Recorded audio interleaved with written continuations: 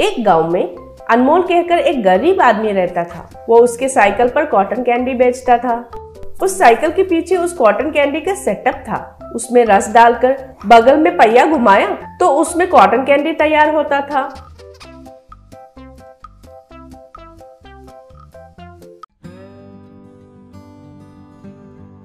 उसको एक छड़ी में लगाकर आए हुए बच्चों को बेचता था। उससे मिले कमाई काफी नहीं होकर घर में बीवी से कहकर दुखी होता था। बुढ़िया के बाल बाबू, बुढ़िया के बाल, मीठी मीठी बुढ़िया के बाल, बुढ़िया के बाल बाबू, बुढ़िया के बाल, ऐसे पुकारते हुए गांव में घूमकर बेचता था। हर रोज स्कूल के पास उधर के बच्चों को बेचता था। गरीब बच्चों को तो मुफ्त में देता था, इसलिए उन बच्चों को अनमोल कहे तो बहुत पसंद था। उन बच्चों में लल्लू कहकर एक बच्चा रहता था। वो बहुत होशियार था, लेकिन वो गरीब था, इसलिए कई बार अनमोल उसे मुफ्त में देता था। इसलिए लल्लू को अनमोल बहुत पसंद था। एक दिन साइकिल पर आया हुआ अनमोल को स्कूल गेट में ताला लगा हुआ दिखाई दिया। उधर एक बच्चे से, क्यों बेटा, आज स्कूल नहीं है क्या? पूछा। तब वो बच्चा, आपको पता नहीं है क्या, आज सारे स्कूल बच्चे पिकनिक पर गए थे, मुझे तो मेरे घर वाले ने नहीं भेजा है, कहा। तब अनमोल, पिकनिक पर गए? अरे अब कैसे? ये बुढ़िया का बाल तो खराब हो जाएगा, कहकर दुखी होने लगा। तब वो बच्चा, आप उधर जाकर बेच सकते हैं ना, वो पिकनिक स्पॉट कहाँ है मुझे पता है, मुझे आपके साथ लेके जाइए, मैं दिखाता हूँ, कहा। तब अनमोल, ये अच्छा है, चलो। कहकर अनमोल उस बच्चे को साइकिल पर चढ़ाकर लेकर गया। ऐसे वे लोग एक नदी के पास आए। उधर बच्चे खेल रहे थे। कुछ बच्चे तो पानी में तैर रहे थे।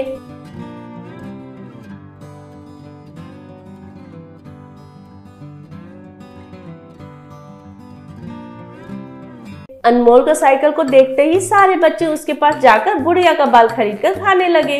इतने में टीचर, बचाइए, कोई तो बचाइए, कहकर चिल्लाने लगी। तब अनमोल ने उधर देखा तो उसे पानी में डूब रहा लल्लू दिखाई दिया।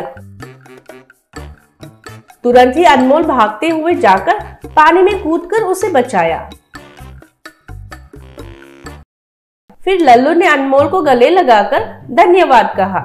तब टीचर, बहुत बहुत शुक्रिया अनमोल, भगवान के जैसे तुम आए हो। हमारे बस ड्राइवर को, क्लीनर को या किसी को भी तैरना नहीं आता है। थोड़ी देर होता तो बहुत खतरा हो सकता था, मेरी नौकरी भी चले जा सकता था। थैंक यू वेरी मच, बोली। फिर एक दिन स्कूल के पास कुछ सोच रहा अनमोल के पास लल्लू आया। अनमोल को परेशान होते हुए देखकर, क्या अनमोल जी कुछ परेशान में है ऐसा लग रहा है, वो मुझे बता सकते हैं ना, पूछा। तब अनमोल, क्या बताऊं बेटा, इस बुढ़िया के बाल के व्यापार से मिले कमाई काफी नहीं होकर मैं और मेरे परिवार वाले बहुत मुश्किल झेल रहे हैं। इस धूप में घूमकर कितना भी बेचने से भी खाने के लिए भी पैसे नहीं मिल रहे हैं। तुमसे कहने से बेचारा तुम क्या कर सकते हो बताओ, कहा। तब लल्लू, क्या जी मेरे बारे में क्या सोच रहे हो, स्कूल में सबको मैं ही सलाह देता हूँ, आपको पता नहीं है क्या, आपका समस्या का परिष्कार क्या है सोचकर बताता हूँ, रुकिए।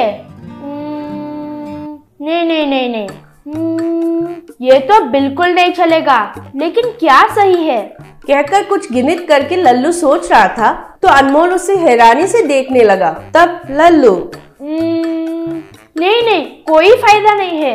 आइडिया आया, आप अब से यही मशीन में स्प्राइट कॉटन कैंडी बनाकर बेचिए। स्प्राइट को अच्छे से उबालकर उसको लाकर मशीन में डालिए तो वो काफी होगा, उसको खाने के लिए बच्चे बहुत पसंद करेंगे, मेरा यकीन कीजिए, कहा।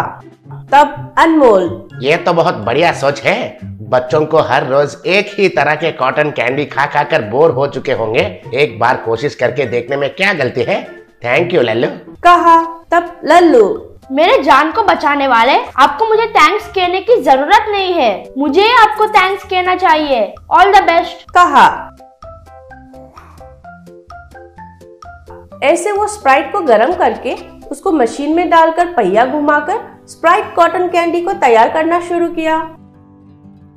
उससे खाकर उसका स्वाद बच्चों को बहुत पसंद आया। उससे अनमोल को अच्छे से पैसा मिलकर उसकी पूरी मुश्किलें खत्म हो गए। ऐसे उसको मदद करने के लिए अनमोल ने लल्लू को धन्यवाद कहा। बीबी नगर नाम के गांव में एक ऑटो स्टैंड था। वहां रमेश और सोमेश नाम के ऑटो ड्राइवर्स खड़े थे। ऑटो स्टैंड के सामने ही एक आदमी एक ठेले में कुरकुरे मोमोज बनाकर बेचता था। उसके शादी की उम्र वाली एक बेटी थी जो मोमोज बेचने में उसकी मदद करती थी। उस लड़की का नाम था काजल। वो बहुत सुंदर थी। वो कुरकुरे मोमोज बनाने में पिताजी का हाथ बटाती थी और उन्हें बेचती थी। लोग आकर वो मोमोज खाते और खुश होकर जाते। उस ऑटो स्टैंड के जितने भी ऑटो ड्राइवर्स थे वो काजल को लाइन मारते थे। सोमेश भी उनमें एक था। लेकिन काजल को रमेश के साथ प्यार से बात करते हुए देखकर सोमेश को बहुत गुस्सा आता था। काजल के हाथ से मोमोज का प्लेट लेते हुए सोमेश, अरे वाह कितनी सुंदर है, देखते ही इसे चबाने को जी करता है।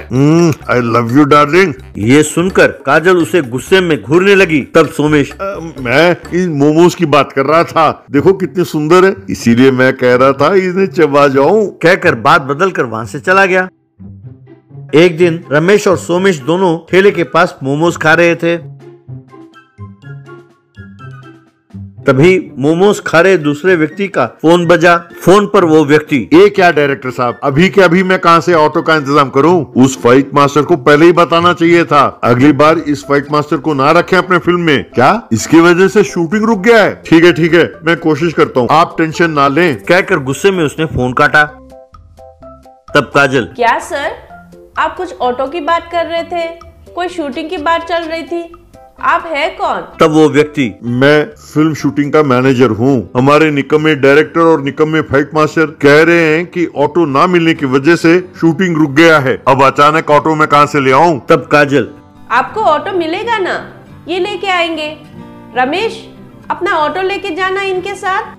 ऐसा कहा। तब रमेश, चलिए सर मैं आता हूँ आपके साथ, आप मेरा ऑटो इस्तेमाल कर सकते हैं शूटिंग के लिए। तब सोमेश, हेलो ब्रदर, भूल गए कि मैं यहाँ खड़ा हूँ? मैं इस स्टैंड का सबसे सीनियर आदमी हूँ। इतना ही नहीं, मैं सीरियल में भी तुम्हारे आगे हूँ, मेरे बाद ही तुम्हारा नंबर है। क्यों काजल, तुम इसकी सिफारिश कर रहे हो? हाँ, ये सब यहाँ नहीं चलेगा। चलो भाई, मैं अपना ऑटो ले आऊंगा तुम्हारे साथ। कहकर अपनी अकड़ दिखाने लगा। तब वो मैनेजर, ये सब तो ठीक है, लेकिन वहाँ तुम्हारे ऑटो को यूं कुछ कहने वाला था कि उसे टोकते हुए सोमेश, अरे पता है, मेरे ऑटो में वहाँ हीरो और हीरोइन बैठेंगे और सैर करेंगे, यही कहना चाहते हो ना? भाई जरूरत है तो बोलो, मैं भी किसी पात्र का रोल करूंगा। भैया तुम मेरे एक्टिंग के बारे में नहीं जानते, वो बहुत जबरदस्त एक्टर हूँ मैं। अब बैठो भी ऑटो में, वहाँ तुम्हारा शूटिंग रुका पड़ा है। कहकर ऑटो में बैठकर, बाय बाय काजल डार्लिंग कहकर बड़े अकड़ के साथ ऑटो चलाकर जाने लगा।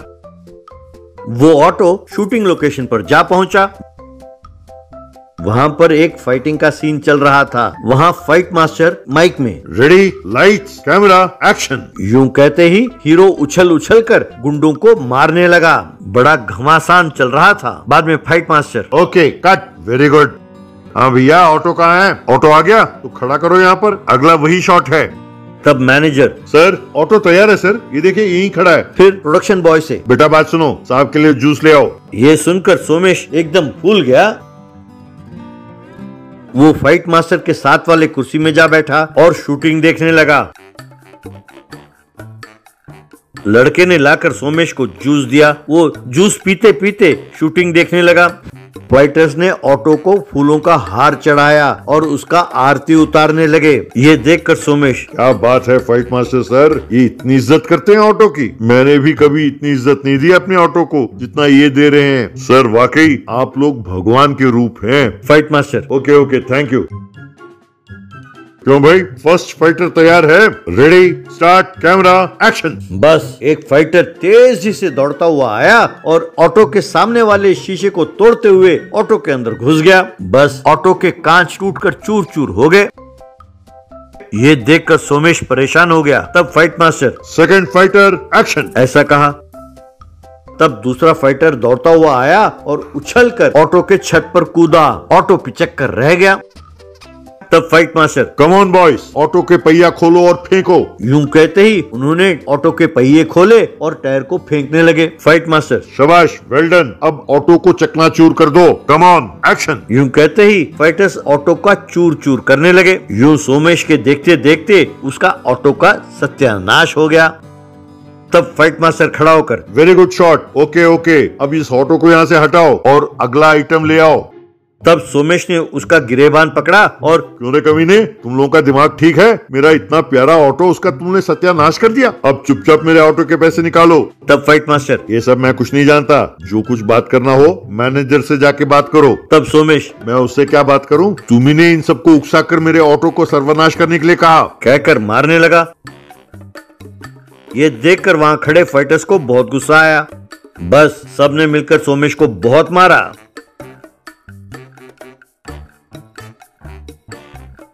इस तरह सोमेश लंगड़ाते लंगड़ाते अपने ऑटो स्टैंड के पास वापस लौटा।